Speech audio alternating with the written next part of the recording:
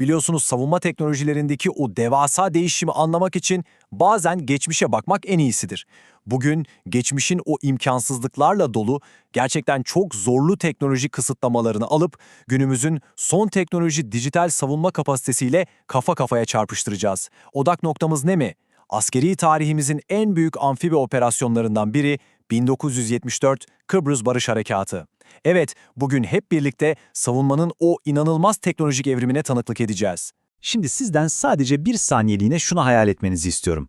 O tarihi denizden çıkarma operasyonu, sürekli kesilen o cızırtılı analog telsizler yerine günümüzün otonom, insansız sistemleri ve çok gelişmiş elektronik harp teknolojileriyle yapılsaydı, tablo nasıl olurdu dersiniz? Bir düşünün. Hani bu sadece bir alternatif tarih kurgusu falan değil. Aynı zamanda askeri teknolojinin, özellikle de bizim savunma sanayimizin ne kadar baş döndürücü bir hızla ilerlediğini anlamamız için mükemmel bir vaka analizi. Tabii detaylara inmeden önce bu devasa müşterek operasyonun tarihsel bağlamını da kısaca bir hatırlayalım. Milli Savunma Bakanlığımızın 52. yıl dönümü yayınında da çok net ifade edildiği gibi kara, deniz ve hava kuvvetlerimizin omuz omuza yürüttüğü bu harekat sadece bir askeri müdahale değildi. Adadaki herkes için barışı tesis etme amacı taşıyordu. O gün Türk Silahlı Kuvvetleri'nin sahaya koyduğu sarsılmaz cesaret gerçekten tüm dünyanın gözleri önünde tarihi bir etki yarattı. Peki ama bu çelik gibi irade sahaya hangi teknolojik şartlar altında yansıdı? İşte asıl mesele bu. 1. Bölüm 1974 Zorluklar ve Kaos. Yani tam anlamıyla bir analog mücadele. Düşünsenize, bugün elimizden düşürmediğimiz, arabada bile onsuz yapamadığımız o GPS navigasyonları var ya, o dönemde askerlerimiz için tam anlamıyla bilim kurguydu, yoktu öyle bir şey. Birlikler, düşman tarafından anında karıştırılabilen, inanılmaz savunmasız analog telsizlere bel bağlamak zorundaydı. Operasyonel yönlendirmeler bildiğiniz kağıt haritalarla yapılıyor ve denizdeki lojistik varlığımız ordumuzun tamamen kendi kısıtlı imkanlarıyla ürettiği o erken dönem LSM ve LCT tipi çıkarma gemilerine kalmıştı. 2. Bölüm İletişim krizi, Kocatepe olayı. İletişimde yaşanan o trajik kopuş. Bakın, asıl can alıcı ve hepimiz için sarsıcı nokta tam olarak şurası. Eğer elektronik harp kapasiteniz yoksa sahada ne kadar cesur olduğunuzun, ne kadar inançlı olduğunuzun maalesef hiçbir önemi kalmayabiliyor. Askeri tarihimize çok acı bir şekilde kazınan o adım adım çöküş süreci tam bir kabus. Rum ve İngiliz kuvvetleri bizim telsiz hatlarımızı kasten ve aktif olarak karıştırıyor. Bu durum birliklerimiz arasında muazzam bir bilgi kirliliğine, devasa bir iletişim kopukluğuna sebep oluyor.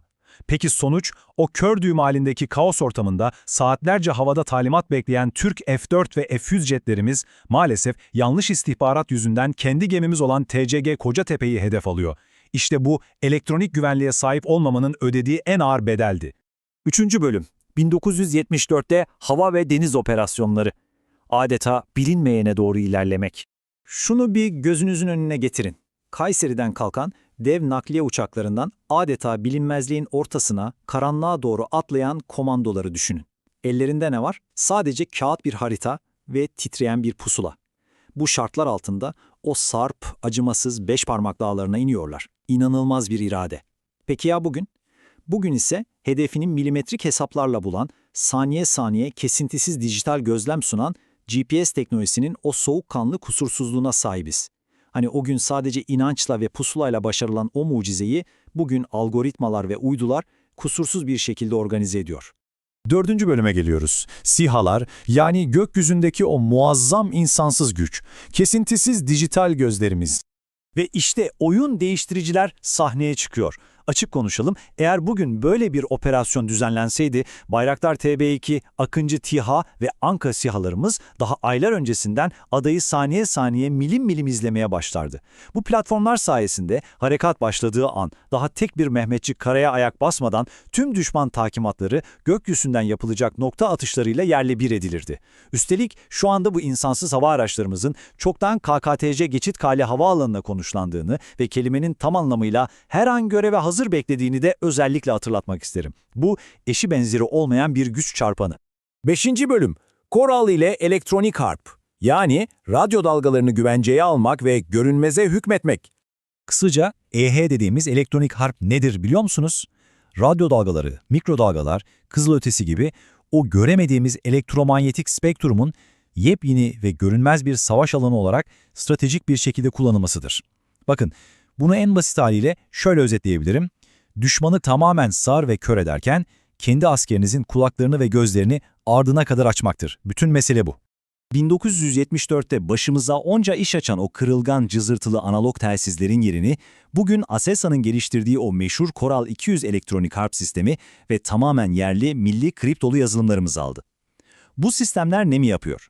Düşmanın tüm radar ve iletişim ağlarını saniyeler içinde felç edip çökertirken Türk ordusunun kesintisiz ve dışarıdan asla ama asla sızılmayan bir iletişim kurmasını sağlıyor.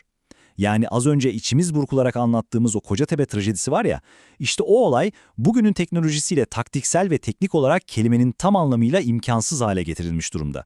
6. ve son bölümümüz TCG Anadolu ve modern sahaya iniş kapasitemiz, Mavi Vatan'daki denizdeki kalemiz. 1974'ün o zorlu şartlarında askerlerimizi kıyıya taşımaya çalışan o küçük, nispeten ilkel çıkarma gemilerini hatırlıyorsunuz değil mi?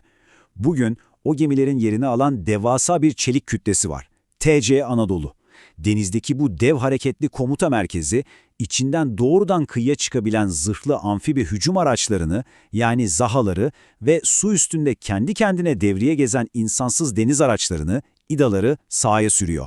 Ve hani bir film sahnesi gibi düşünün, tüm bu muazzam güç aktarımı gökyüzünde siyahlarımızın oluşturduğu o aşılmaz çelikten koruma şemsiyesinin altında sıfır hatayla ve tam bir güvenle gerçekleşiyor. Artık toparlamak gerekirse 1974 yılında evet, teknoloji gerçekten eksikti, iletişim ağları felaket durumundaydı. Ancak o sahada her türlü donanım eksikliğini bileğiyle ve yüreğiyle kapatan sarsılmaz bir inanç, irade ve askeri bir deha vardı. Bugün ise geçmişin o tavizsiz kahramanlığı, dünyanın en gelişmiş insansız sistemleri, elektronik harp ve modern denizcilik teknolojileriyle birleşmiş, adeta et ve tırnak olmuş durumda. Bugün sahip olduğumuz bu dijital güç, tam manasıyla geçmişin o acı tecrübeleriyle şekillenen devasa bir kalkan gibi vatanı koruyor. Bu incelememizde bizlere eşlik ettiğiniz için teşekkürler. Merakla kalın, hep öğrenmeye devam edin, hoşça kalın.